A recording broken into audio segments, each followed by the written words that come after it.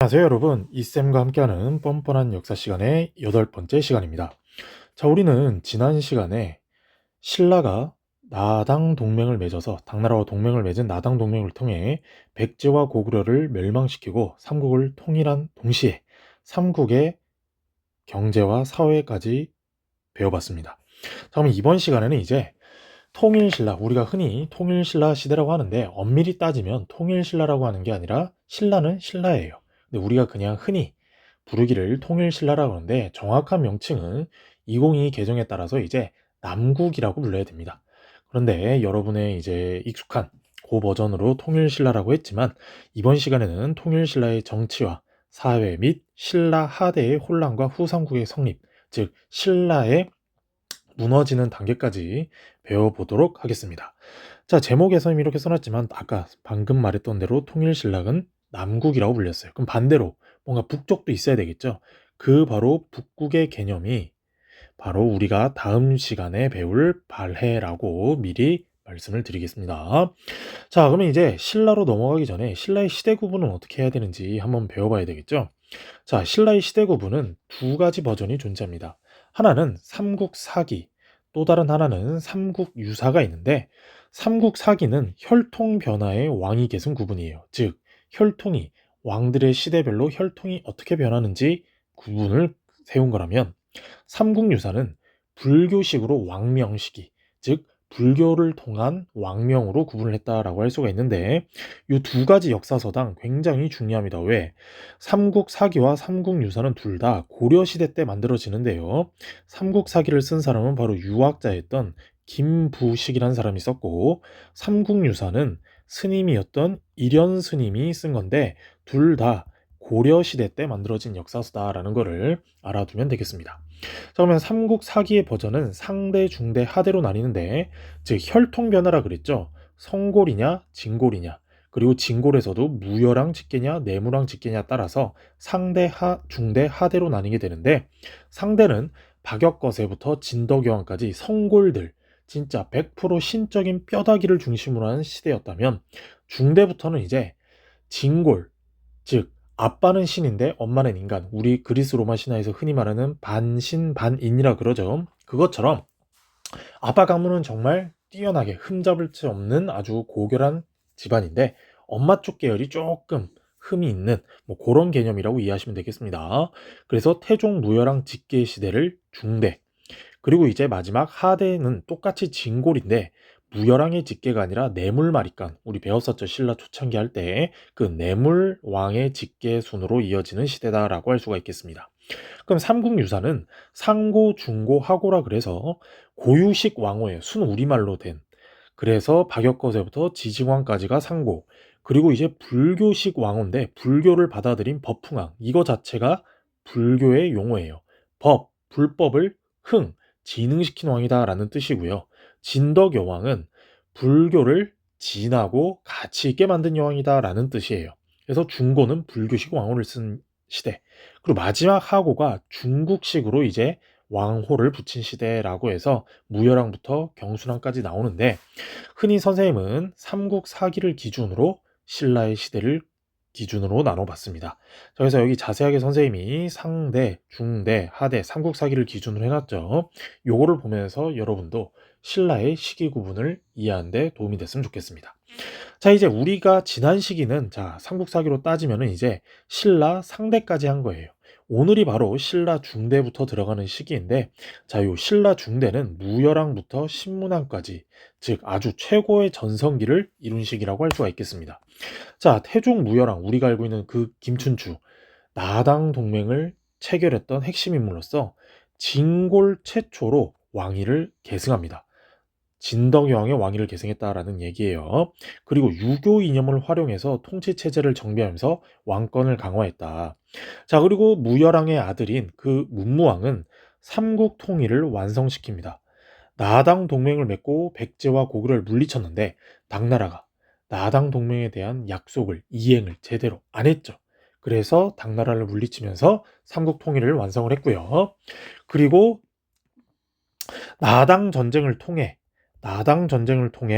왕권을 강화했어요. 왜? 선생님 방금 말한 대로 나당 연합군을 통해서 나당 동맹을 통해서 삼국 통일을 했는데 이 당나라가 약속 이행을 안 하자 나당 전쟁을 통해서 신라의 주권과 약속을 확보하기 위한 전쟁이었어요. 그러면서 친당적 진골 귀족, 흔히 말하는 우리 일제강점기 때 친일파 있었죠. 그것처럼 당나라 빨아주는 애들, 친당적인 진골 귀족 얘네들이 왕의 말을 안 들으니까 왕권이 약화되는 거예요. 그러면서 나당 전쟁을 통하면서 당나라 빠는 애들을 다 제거하고 왕권을 강화했다. 그리고 동시에 외사정이라는 지방직이에요. 지방직을 파견을 했고 상수리제, 이른바 인질제인데 요 두 가지 제도를 실시하면서 지방까지 중앙과 지방을 다 왕의 권력을 강하기 위해서 노력했다라는 게 문무왕의 업적입니다. 자, 그러면 정말 중요한 게 신문왕인데 바로 뉴스페이퍼 킹이에요. 여러분 신문을 봐야 요즘 언어나 이런 데서 많이 도움이 되죠. 그렇죠. 이 신문왕은 굉장히 중요한 왕입니다. 신라의 전성기를 일어났던 진흥왕만큼 중요한 왕인데 4대 시험, 내신, 모의고사, 한능검, 수능에 필수로 나오는 왕이에요. 자, 이 신문왕의 개혁 정치를 보면은 먼저 알아둬야 되는데 집사부 중심으로 운영을 합니다. 집사부 중심으로 운영이라고 써두면 되는데 왜 집사부가 중요한지는 좀 이따 관직 체배연할 때 같이 설명을 하도록 할게요. 자, 일단 신문왕이 왕이 되고 나서 아버지 때 숙청하고 남아있던 진골 귀족 세력들을 완전히 다 진압을 합니다. 그런데 거기에 대해서 불만이 있었던 신문왕의 와이프의 아빠였던 김음돌, 즉 장인어른이 반란을 일으키자 장인어른도 권력에 대해서 도전하면 가차없이 제거를 하고 왕권을 강화했어요. 그러면서 삼국 통일을 하는데 무공 세력, 무력을 제공해서 공을 세운 신하들을 다 제거하면서 왕권을 강화했다라는 이야기예요. 그러면서 왕의 개혁 정책을 뒷받침할 세력들이 필요하겠죠. 그래서 만든 게 국학이에요. 국립대학의 줄임말. 지금의 우리나라의 국립대학은 서울대학교죠. 그것처럼 신라의 국립대학교, 제일 좋은 학교를 국학이라는 걸 설립하면서 죄송합니다. 국학이라는 걸 설립하면서 유교 정치 이념을 확립하고 여기에 누구를 주로 활용을 하느냐? 바로 육두품 세력이었어요. 왜? 왕과 비슷한 진골 귀족들은 왕이랑 똑같은 혈통이다 보니까 왕의 말을 잘 안 듣겠죠. 그리고 신라는 골품제로 인해서 사회적 차별이 있었는데 이 사회적 차별에 불만이 있었던 육두품 세력을 왕의 친위 세력으로 활용을 하면서 국학에 입학을 시키고 개혁 정치를 뒷받침하는 세력으로 활용하면서 이 육두품 세력이 왕의 조력자로 성장을 하게 됩니다. 그리고 정말 중요한 게 685년 지방행정구역과 군사제도를 정비하게 되는데요. 이게 왜 중요하냐면 행정제도로서 바로 구주 오소경을 설치합니다. 자, 그래서 원래 신라의 수도는 요 경주죠. 신문왕이 이제 삼국 통일을 하고 나서 경주는 너무 치우쳐 있으니까 조금 중앙인 곳으로 대구로 나오려고 했어요. 당시 대구의 명칭은 달구벌인데 이 경주의 기존에 있던 귀족들이 새로운 도읍지 달구벌 대구로 나가려니까 싫어하겠죠. 그래서 날 쏘고 가라가 아니라 날 밟고 가라 이러면서 신문왕에게 개겼어요. 근데 한 명만 갠 게 아니라 신라 경주에 살고 있는 모든 대귀족 소귀족들이 다 나를 까고 가라 이러니까 신문왕도 아무리 왕권이 강해졌어도 모든 신하를 다 죽이면서까지 못했는데 여기서 비교되는 왕이 누구냐? 바로 고구려의 장수왕입니다. 고구려의 장수왕도 국내성에서 평양으로 천도할 때 신하들의 반발이 있었다고 하지만 장수왕은 무려 3만 명이나 되는 귀족들과 그 연루된 사람들을 다 죽이면서 왕의 의도를 관철시켰는데 신문왕은 그 정도까지는 되지가 못했나 봐요. 그래서 신라의 수도 경주가 치우친 약점을 보완하기 위해서 일단 신라의 영역을 9개 주, 한주, 삭주, 명주, 웅주, 상주, 전주, 무주, 강주, 양주 9개 주로 나뉘고 그리고 중요한 도시, 조그마한 소도시라고 해서 북원경, 중원경, 서원경, 남원경, 금관경 5개 소도시를 만들었는데 지금으로 따지면은 바로 거점 계획 도시였어요. 거점 계획 도시. 계속해서 말한 대로 신라 경주가 너무 치우쳐 있으니까 먼 지역까지 통치를 하는데 어려움이 있겠죠. 그래서 요충지가 될 만한 지역에다가 소도시를 만들어서 왕의 명령이 잘 전달될 수 있도록 만들었다라는 이야기예요. 그리고 이제 통일을 했으니까 군사제도도 개편하게 됐죠. 고구려 출신, 백제 출신, 가야 출신, 또 신라 출신 다 리믹스를 해서 군사제도를 만드는데 그게 바로 구서당 십정이었어요. 구서당 십정을 실시해서 민족 융합을 도모하는데, 자, 지도를 다시 한번 볼까요?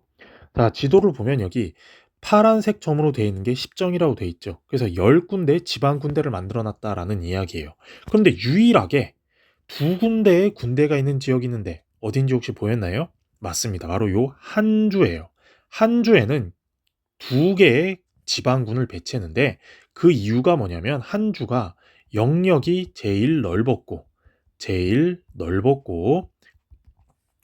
국경지대였기 때문에 국경지대라 두 개의 군부대를 배치했다라는 얘기예요. 군부대 배치. 자, 볼까요? 지도. 한주가 다른 9개의 지역 중에서 제일 넓죠.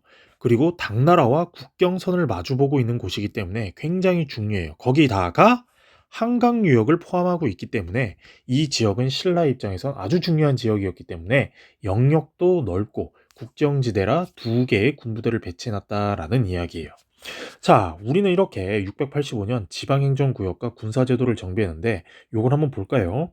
이렇게 판서를 선생님이 해보면은 바로 삼국 통합정책이다라는 뜻이에요. 삼국 통합정책으로 구주 오소경, 구서당 십정 요 두 가지를 했는데, 하나는 뭐냐면 수도의 편중의 약점, 수도가 한 군데 치우쳐 있는 편중 약점을 보완하는 동시에 중앙 집권화를 강화시키는 거예요. 중앙 집권화를 강화시키는 게 하나, 구주 오소경이고요. 또 다른 두 번째는 구서당 십정을 통해서 민족적 융합 노력이에요. 선생님이 아까도 말했죠. 신라가 이제 고구려 백제를 다 멸망시키고 통일했으니까 고구려 출신, 백제 출신, 신라 출신 할 거 없이 다 이제 우리는 We are the together. 신라 출신이라는 걸 강조하면서 동시에 통합성의 기반으로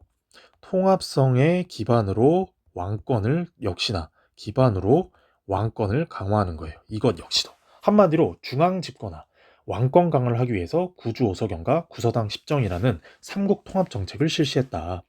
자, 이제 정치적으로나 군사적으로나 어느 정도 왕권을 치우쳤으니까 내부적으로도 왕권을 더 강화해야 되겠죠. 그래서 실시한 게 뭐냐면 관료전이에요. 자, 우리가 지난 삼국의 경제팔도할 때 노급과 관료전에 대해서 잠깐 배워봤죠? 관료전은 수조권, 세금을 거둘 권리만 주는 거예요. 이전에는 모든 귀족들에게 노급을 제공했다라는 이야기입니다. 즉, 수조권 플러스 노동력을 확보할 수 있는 땅인데, 여러분도 생각해봐요. 다짜고짜 여러분이 가지고 있는 물건을 뺏는다고 하면 기분이 좋지 않고 반발심이 생기겠죠. 그래서 노급을 뺏기 전에 먼저 관료전이라는 땅을 준 거예요. 그러니까 귀족들 입장에서는 노급도 갖고 있는데 왕이 땅도 줘? 아싸 개꿀. 이러면서 왕한테 대한 불만이나 경계심이 낮아지겠죠. 그런데 신문왕은 그거를 노리고 했다는 얘기예요. 먼저 관료전을 준 다음에 노급을 뺏은 건데, 이 내용이 굉장히 중요합니다. 백성들에 대한 귀족들의 직접적인 지배를 차단하는 거예요. 왜? 노급이라는 거는 수조권, 세금을 거둘 권리와 함께 이 노동력까지 빼는 건데, 그러다 보니 그 노동력을 가진 귀족들이 백성들에게 칼을 주면 군사가 되고 낫을 주면 노예가 되니까 세금도 잘 안 내고 그렇겠죠. 그래서 백성들에 대한 귀족들의 직접적인 지배를 차단하고 귀족의 군사적 경제적 기반을 약화할 목적으로 관료전이라는 것을 줬다라는 이야기입니다. 자, 그러면 여기 옆에 선생님이 간단하게 도표로 정리를 해놨는데, 문무왕 때부터 신문왕까지 모든 정치를 다 정리를 해놓은 거예요. 그래서 아까도 말했죠. 이 집사부를 중심으로 권한을 강화했고, 이 육두품이 왕의 조력자 역할을 했다. 그리고 경제적으로는 관료전을 준 다음에 노급을 폐지했다. 집사부 중요하고 관료전 중요합니다. 그리고 사상적으로 국립대학의 줄임말 국학을 설립해서 왕의 개혁 정치 세력을 정비했다라는 이야기예요. 그러면 지방 행정으로는 아까 선생님이 말했죠. 구주 오소경이라고 했는데, 이 오소경이 군사 행정이 중요한 곳 요충지에 설치했다라는 얘기인데 바로 거점 계획 도시였다라는 이야기입니다. 그리고 문무왕 때 실시했다고 그랬죠. 문무왕 때 지방 세력을 견제하려고 외사정, 지방직을 보낸 거고요. 상수리 제도, 이른바 지방 세력가를 통제하기 위해서 먼 지역으로 보낼 때 자신의 가족, 아들이나 중요한 인물을 인질로 데리고 있는 제도가 요 상수리 제도였어요. 자, 그리고 옆에 있는 건 통일신라의 중앙행정기구인데 굉장히 많죠. 집사부를 포함한 총 14개 부서가 있는데 딱 중요한 부서는 3가지 부서만 알아두면 됩니다. 하나는 집사부, 그리고 창부, 그리고 사정부예요. 집사부는 왕의 명령과 국가를 기밀 관리하는, 지금으로 따지면 대통령, 비서실장 역할과 그리고 국정원의 역할을 같이 하는 게 집사부였어요. 창부는 세금 수수와 재정 관리죠. 지금으로 따지면 기획재정부 역할을 하고 있었고, 사정부는 관리들의 부정부패 감찰을 해야 되겠죠. 그래서 지금의 검찰, 감사원 역할을 하는 굉장히 중요한 부서였으므로 집사부, 창부, 사정부 이렇게 3가지 부서만 알아두면 되겠습니다. 자, 이제 신문왕 때 최고 절정기로 가면서 또 한 번의 절정기로 오는데 그 최고의 절정기가 언제냐? 바로 성덕왕 때였어요. 성덕왕 때 최고 전성기를 마련하게 되는데 그 전성기를 기반으로 만들어줬던 제도가 뭐냐? 정전이라는 토지예요. 자, 토지를 줬다는 게 아니라 백성들의 토지 소유를 확인하기 위해서 토지 문서를 발급해 줬다라는 이야기예요.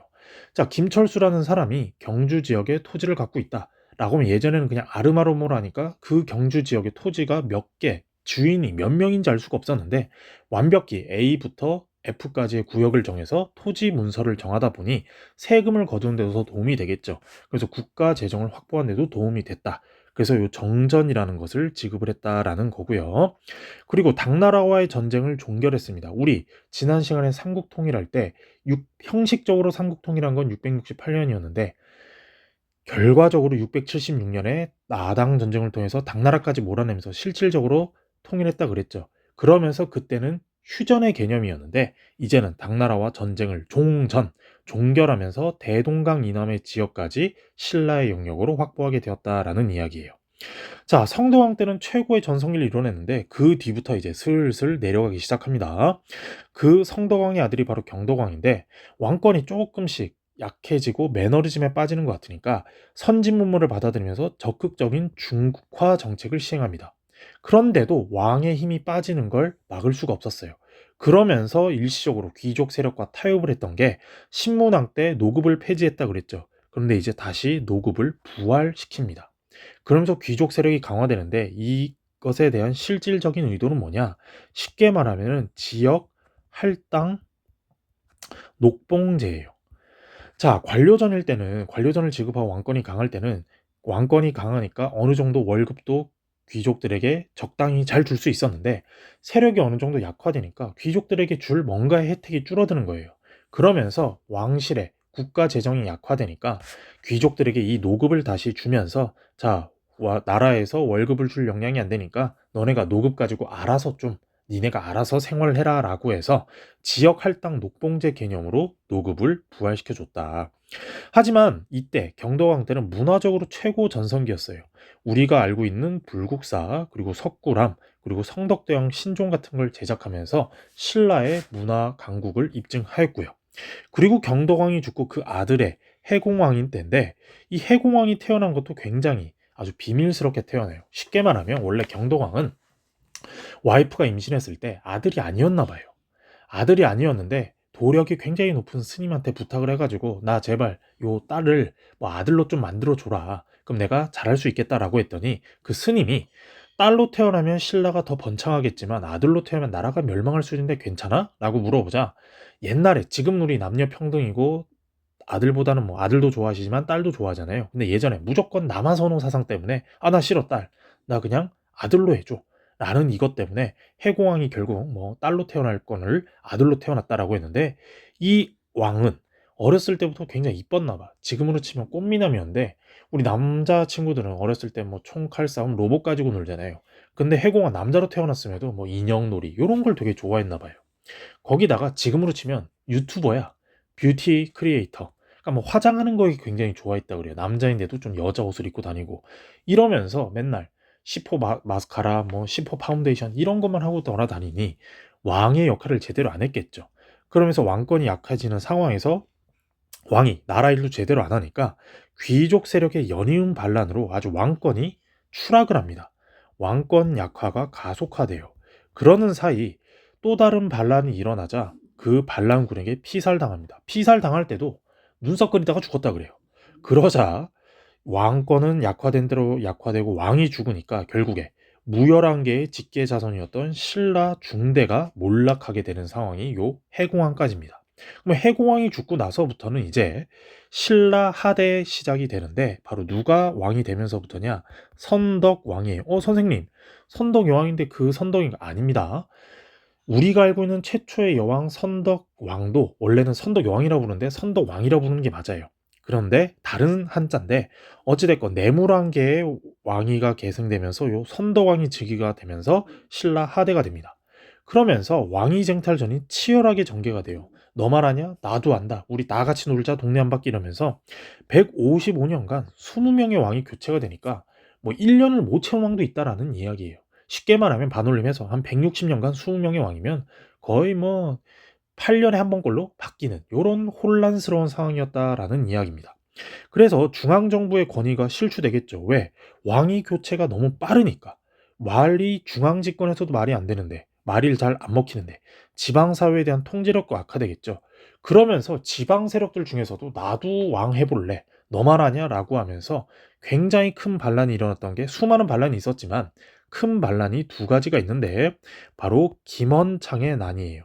김원창이라는 사람은 무열왕의 직계 자손인데 결국 왕위 혼란 싸움에서 지방직으로 전전하다가 나도 한다라고 하면서 반란을 일으켰지만 실패를 했고 또 한 가지 우리가 신라 경제파트 할 때 배우는 장보고라는 사람도 왕을 도와서 왕립을 옹립시키고 자신의 딸을 왕비로 만들어 주겠다는 약속도 받았지만 그 약속이 지켜지지 않자 청해진을 중심으로 반란을 일으켰지만 결국에 김원창의 난도 실패, 장보고의 난도 실패하면서 신라는 더욱더 늪으로 빠지게 됩니다. 그러면서 신라 후기가 되면 새로운 세력이 나타나게 되는데 그 이유는 우리가 계속 말했듯이 골품제의 모순이에요. 이른바 폐쇄적인 폐쇄적인 심 폐쇄적인 신분제를 운영하다 보니까 오로지 온리 진골들만 다 헤쳐먹는 거예요. 모든 나라의 혜택들은. 그러다 보니 진골 귀족 내부에서도 여러분 생각해봐요. 혜택은 많아야 되는데 혜택을 받는 사람이 적어야 되겠죠. 근데 반대인 상황이 온 거야. 혜택은 많은데 혜택을 받을 사람도 많아지니까 자기네들끼리 분열이 되겠죠. 거기다가 맨날 만년 2인자, 육두품 애들이 열받기 시작하는 거예요. 저 멍청한 진골 애들도 진골이란 이유로 나라의 혜택을 다 받는데 나는 중국에 유학도 갔다 오고 똑똑한데 왜 맨날 저 진골 애들한테 소위 말하는 진골 따까리 노릇을 해야 되냐? 나도 못 참아. 이러면서 골품제 모순이 격화되고 있었고 이 틈을 타고 나서 새로운 애들이 나타나는데 그 세력을 뭐라 그러느냐? 호족이라고 불러요. 호족 굉장히 중요한데 지방에서 성장한 토착 세력인데 성주, 성을 갖고 있는 주인이라고 해서 성주라고 불리거나 지방의 군대를 조금 가지고 있어서 장군이라고 서로 자칭을 했는데 호족, 성주, 장군 다 같은 말입니다. 그래서 이 호족의 유형화는 4단계로 유형이 분류가 돼요.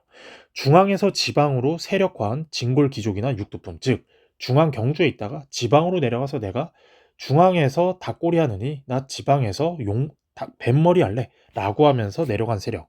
또 다른 세력은 장사꾼으로서 해상을 기반으로 해서 일어난 애들이 해상 세력인데 우리 고려를 세운 왕건 가문이 여기에 해당이 됩니다. 그리고 군진, 군대를 기반으로 세력을 결성화시킨 우리 후백제를 나중에 배우는 견훤, 그리고 초적, 이른바 동네 양아치 집단을 기반으로 세력을 키운 애들이 바로 양길과 궁예 집단이 있는데 옆에 지도 있죠. 당시 대표적인 호족들이 요 세력이었습니다. 그래서 우리가 방금 배운 왕건, 궁예, 그리고 견훤 요런 세력들이 나중에 후삼국 시대로 이끌게 되는데 자, 이제 이런 호족들의 세력이 강성화되면서 속도가 가속화를 붙게 됩니다. 그러면서 후삼국 성립이 되게 되는데요. 통일신라 말 농민봉기가 극심해집니다. 우리 역사는 돌고 돈다 그랬잖아요. 먹고 살기 힘들어지고 나라가 개판이자 농민들이 들고 일어납니다. 그러자 9세기 말 진성여왕 때 심각해지는데 우리 흔히 신라에서는 3대 여왕이 있다고 그래요. 최초의 여왕 선덕여왕, 그 다음 여왕 진덕여왕, 그리고 마지막 진성여왕인데 선덕과 진성여왕은 그래도 나라를 위해서 열심히 국정을 한 여왕이라면 요 진성여왕은 그냥 지금으로 표현하면 클럽 죽순이야. 나라 일 안 해. 맨날 놀러만 다니니까 돈이 없겠죠. 그래서 중앙정부인 신라 정부와 지방 세력가, 방금 우리가 배운 요 호족, 성주, 장군 애들이 이중수탈을 해요. 즉 신라에서도 세금 걷어가고 호족 얘네들도 그 지역에서 내가 왕이니까 나한테 세금 내 라고 하면서 중앙정부와 지방 세력가에 대한 이중수탈이 원인이 되자 더 이상 백성들이 너무 힘든 거예요. 이래 죽나 저래 죽나 중어 매한가지다. 우리 다 같이 죽자 동네바퀴라고 하면서 첫 반란 스타트를 끄는 게 원종과 에노라는 사람이 반란을 일으켜요. 그리고 적고적이라는 반란을 일으키는데 여러분 원피스 좋아하죠? 빨간머리 샹크스 이런 것처럼 뭔가 특징을 지은 애들이 나타나기 시작합니다. 걔네들의 특징, 이 적고적이라는 애들의 특징은 빨간 바지 도적단이에요. 빨간 바지 입고 우리는 신분을 상징하자라고 해서 빨간 바지 도적단, 적고적의 반란이 일어나고 이른바 도적들이 합천 해인사까지 털기 시작합니다. 경남 합천에 있는 팔만대장경이 소장되어 있는 굉장히 중요한 사찰인데 사찰에 가면 먹을 게 많겠지라고 해서 합천 해인사까지 약탈하게 되는 아주 나라가 개판 5분 전인 상황이 일어나게 되는데 이 틈을 이루고 일어나서 후삼국이 등장하게 됩니다. 그래서 신라는 옛날 진안 시대로 돌아가게 돼요. 즉 경주 일대만 통치하게 되는 소국으로 줄어들게 되고요. 먼저 900년에 나라를 세운 사람이 누구냐? 원래는 신라의 군인 출신이었던 견훤이 세력을 규합해서 지금의 전주, 예전 명칭은 완산주고 지금의 전주를 수도로 정해서 나라를 건국합니다. 그래서 지금의 충청남도와 전라도 지역을 장악하는 게 후백제 견훤이었다. 그 뒤 900년에서 1년이 지난 901년에는 신라의 왕족 출신인 궁예가 송악, 왕건을 부하로 받아들이면서 왕건의 근거지였던 송악, 지금의 개성이죠. 북한 지역인 개성을 수도로 정했으나 수도를 옮기게 돼요. 왜? 송악은 방금 말했듯이 왕건의 나아바리, 왕건의 지역구였단 말이야. 그러니까 자신의 지역구가 아니다 보니까 왕건이 조금 약화되는 걸 느꼈는지 수도를 지금의 철원, 국경지대인 철원으로 옮기고 나라 이름도 바꿉니다. 고려에서 마진으로 바꾸고 또 한 번 태봉으로 바꾸면서 새로운 정치를 추구해요. 이게 뭐냐면 미륵불 신앙을 통해서 전제왕권을 강화하려고 노력을 하는데 이게 바로 신비주의를 강조하는 거예요. 왜? 왕권이 약하다 보니까 내가 미륵불이야. 내가 삶이 힘들 때 너희들을 도와줄 수 있는 부처의 현생이다. 라는 일종의 사이비 종교 느낌이 비스무리하게 나면서 왕권을 강화하려고 이런 미륵불 신앙을 강조하는데 이 궁예 나중에는 슬슬 미쳐가기 시작해. 이른바 연산군처럼 너무 폭정을 하다 보니까 나중에 왕건에게 결국 왕건의 쿠데타에 의해서 궁예가 제거되게 되는데 어찌됐건 901년에는 왕건의 세력을 흡수하면서 경기도와 강원도 및 충청 이북을 장악하면서 고구려를 세우는 후삼국의 시대가 도래된다라는 게 신라 말기의 상황까지 우리가 배워봤습니다. 자, 이번 시간에는 신라가 통일을 한 이후 무열한계 직계자손이었던 중대시대에 신문왕의 업적과 성덕왕의 업적을 배우고 그 뒤에 신라 하대가 되면서 왕권이 약화되고 신라가 무너져가는 후삼국의 성리까지 배워봤고요. 다음 시간에는 이제 신라의 사회와 경제 및 대외 교류에 대해서 배워보도록 하겠습니다.